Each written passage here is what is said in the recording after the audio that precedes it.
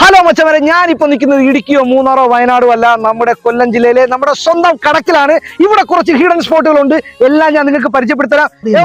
ഞാനിപ്പോൾ പോകുന്നത് ഒരു ഹിഡൻ സ്പോട്ടിലോട്ടാണ്. നിങ്ങൾ പറഞ്ഞാൽ വിശ്വസിക്കോ, ഞാൻ കാണിച്ചു തരാം.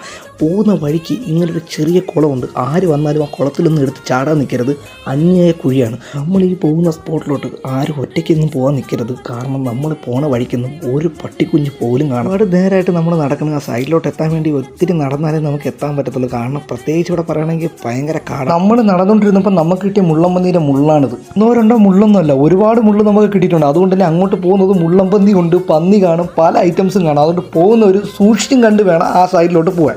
മനിതർ ഉണർന്നുകൊള്ള ഇത് മനിത കാതൽ അല്ല.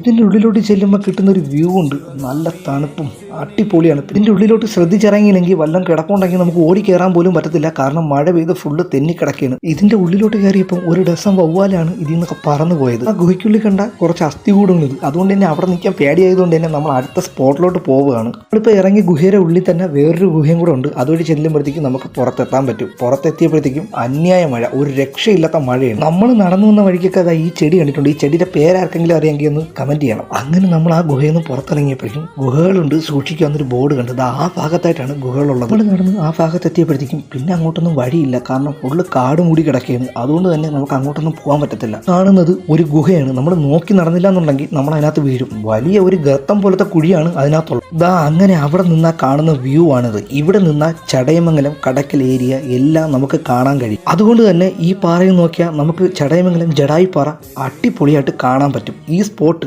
കൊല്ലം ജില്ലയിൽ കടക്കൽ മാറ്റിടാൻ പാറ.